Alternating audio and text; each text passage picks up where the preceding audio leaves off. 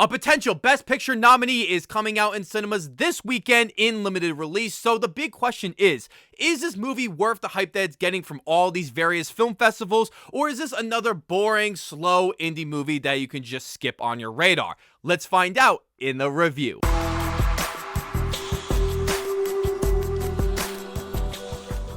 Welcome back, film fans. This is Let's Be Real with Brad. Today on the channel, I want to talk about the brand new coming-of-age comedy drama film, Belfast, written and directed by Kenneth Branagh. The film centers on a young boy's childhood amidst the turmoil of Belfast, Northern Ireland in the 1960s. I was so excited to check out Belfast, considering that this movie has been getting so much praise from all the various film festivals that has been playing in the past couple months, and people are saying that this movie could be nominated for Best Picture amidst all the other awards that could get nominated for as well. And being able to have Kenneth Branagh as a director being his most personal movie to date, I had to see this movie. One of the other aspects I was very excited about is that this movie looks like it was going to be a mix of Roma and Jojo Rabbit that both came out in 2018 and 2019 respectively, and they were both nominated for Best Picture, so I thought we could get the best of both worlds in this film. So now that I have seen Belfast,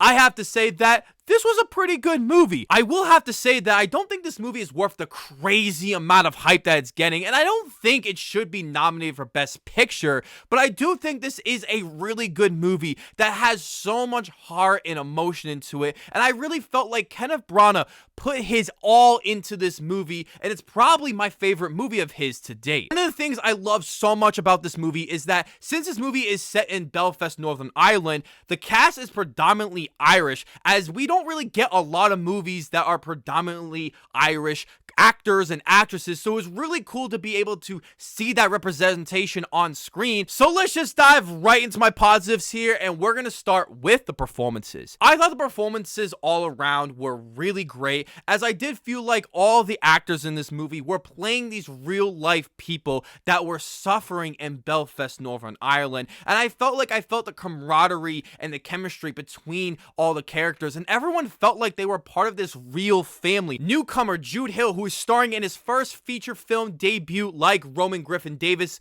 as he did in Jojo Rabbit, was great in this movie, and I felt like he added this young energy to this movie and being able to show this life in this world through his eyes, and I felt like he was just so wholesome and heartwarming throughout the film, and he really did feel like this little kid that was living in the 1960s. Caterina Balfe, if I said her name right, was excellent in the movie, and she should definitely be nominated at least for Best Actress or Best Supporting Actress because she knocked it out of the park. She just felt so genuine for this role, and I could not stop loving her performance, especially her chemistry with the rest of the cast, especially her husband in the film, Jamie Dornan. One of the most stunning aspects about this movie is the cinematography. This movie is considered a black and white film, but it has this very strong bluish tint to it that it's like a black and white blue film, if that even makes any sense, because it's very different than a traditional black and white film like Mank that came out last year.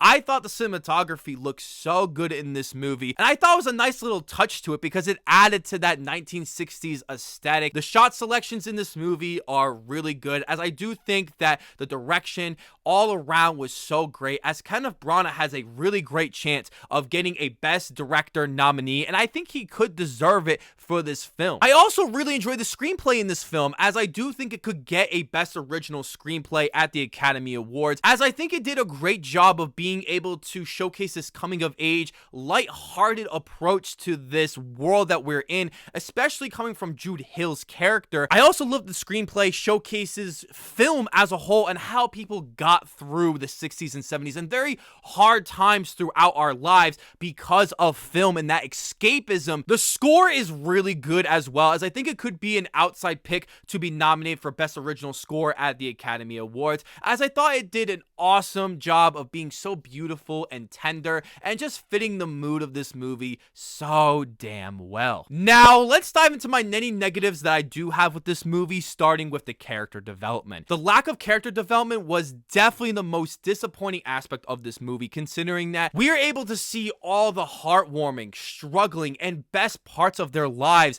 all mixed into one, and we don't really get any character development with any of these characters. I just thought that this was so disappointing because it would have added to each of their arcs. I wanted so much more from it, and it keeps me from really loving this movie and going back to rewatch it as soon as possible because I didn't feel everything I wanted to with these characters. And my last negative with this movie is the first half. I found the first half of this movie to be quite slow, a little bit uninteresting, and going through the motions by setting these characters up, setting up the story. And I get it. I know that's the point of the movie, but I think if you were able to add a little bit more serious undertones and consequences to some of the actions that these characters make, I think it would have been such a better movie because I felt like I didn't understand what was going on and why these characters were in the positions they were. And I just felt like I needed a little bit more of this movie. Overall, guys, Belfast is a really good movie that I do have to recommend you guys checking out